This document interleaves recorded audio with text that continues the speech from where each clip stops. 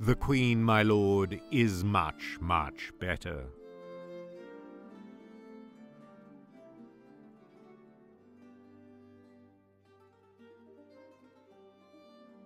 The strike of minor actors, which appeared out of a clear sky last Tuesday week, shows little sign of satisfactory settlement. There have been known to exist for some time, and very probably since the days of Roscius, disaffection and discontent among the rank and file of the theatrical profession. The small part actors and actresses have naturally envied the salaries, the bouquets, and the limelight lavished on the star performers. Last Tuesday week, the storm broke. The minor actors struck. Their action, however, did not take the form of refusal to appear. They chose the shrewder method of sabotage, improvising lines and stage business of a diversionary nature. This sabotage plan has been canvassed in mutters for some time among the wilder small fry of equity, and is based on a performance of The Merchant of Venice, given some years ago at St. Cypriot's, a preparatory school in Sussex. Discontented with his role, the Prince of Morocco bided his time till the casket scene on the first night. Swarthy and turbaned, he then strode confidently forward, chose the leaden casket, claimed a stupefied Portia as his wife, and brought the curtain down on disorder.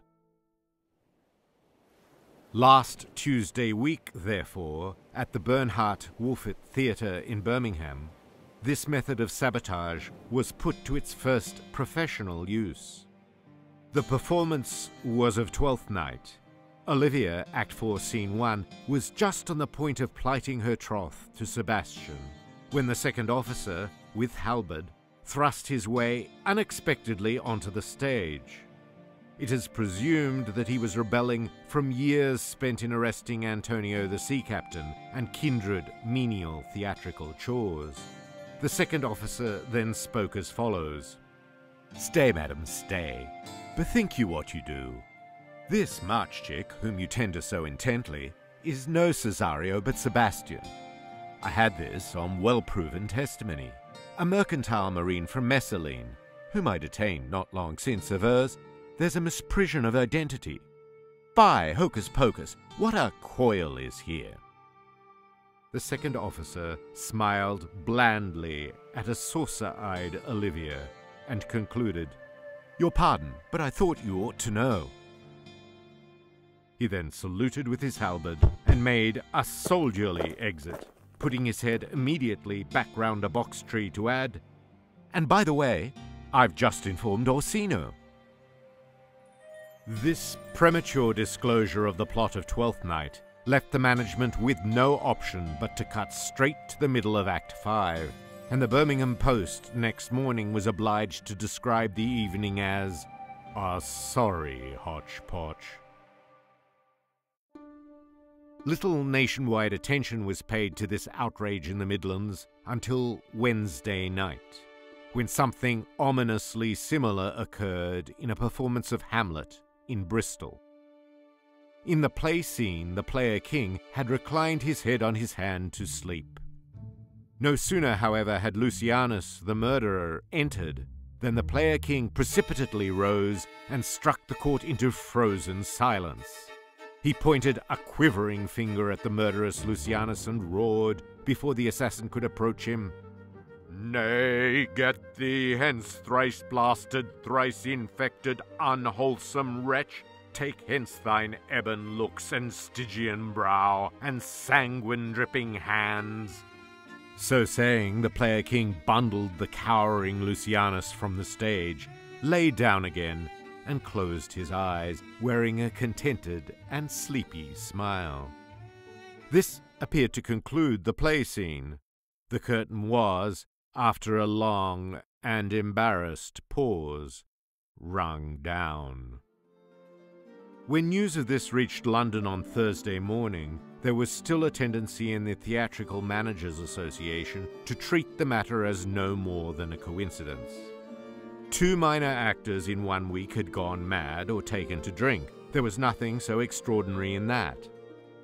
But events took place on Thursday night in towns as remote in culture and distance as Cardiff and Brighton that left no doubt of a campaign of organised sabotage.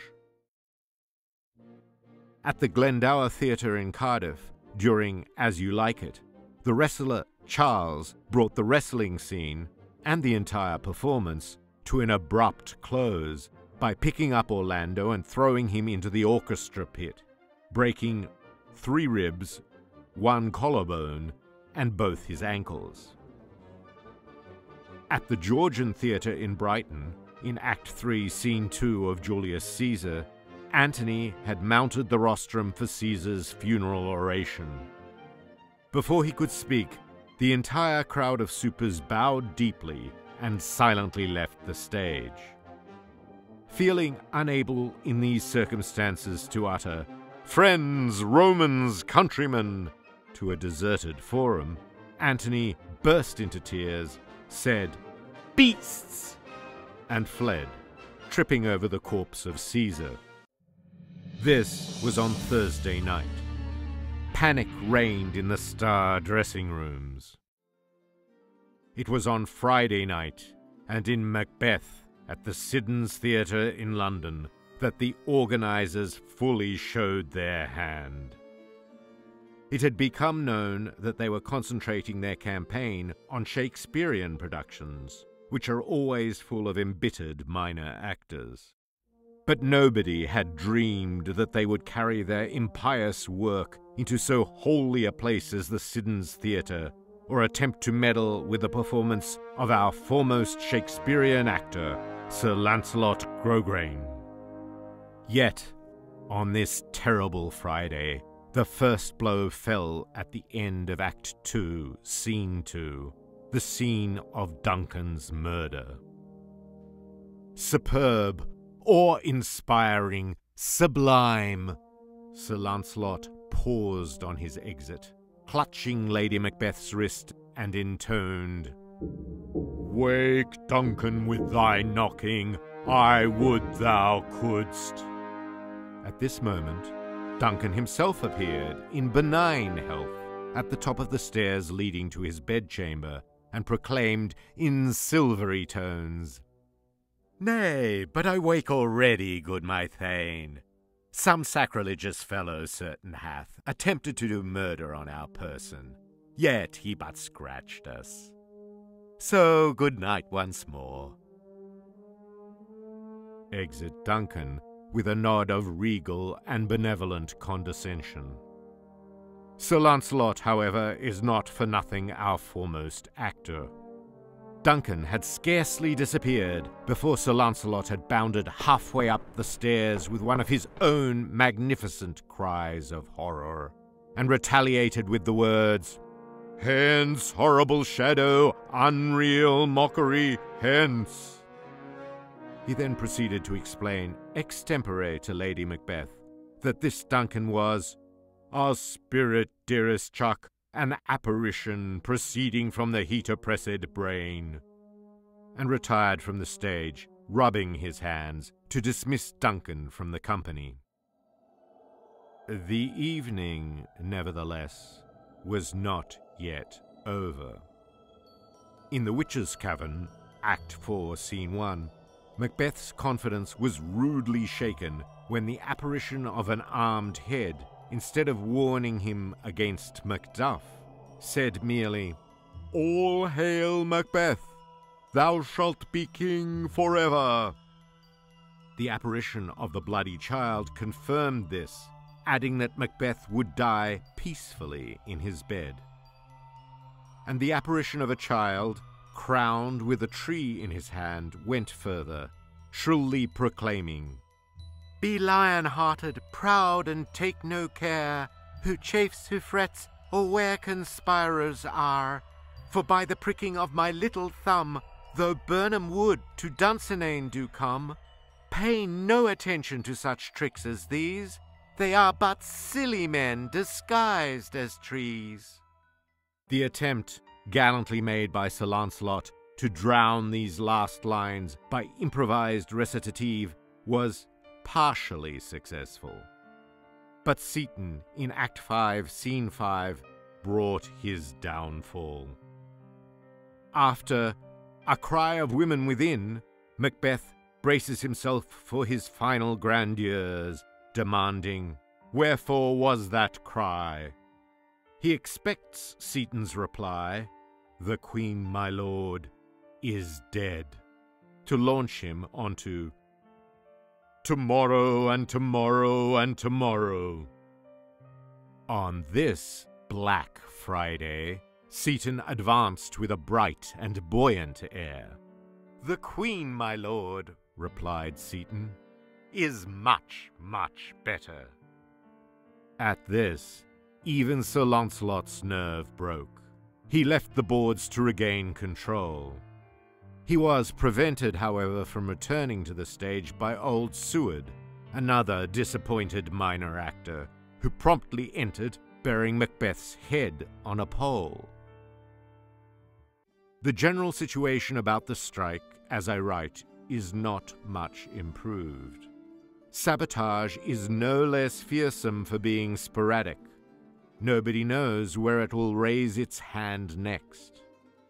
Our leading actors are giving deplorable performances with one eye on their soldiery and servants, and jumping nervously whenever the messenger speaks. The demands of the minor actors cannot be met, for they have never been formulated. Some observers think that they simply want to enjoy their evening for a change. But no incidents have been reported for the last 3 nights. The insurrection may have burned itself out. Stop press. Sir John Osprey opened his long-awaited revival of Hamlet at the Edmund Kean Theatre, London, last night. All went well until Act 5, Scene 1, the churchyard scene, when Yorick's skull was thrown up and Sir John asked, "Whose was it?" At this, the first gravedigger replied shortly, "Me old woman's." Both gravediggers then disappeared inside the grave, guffawing, never to re-emerge. Chaos is come again.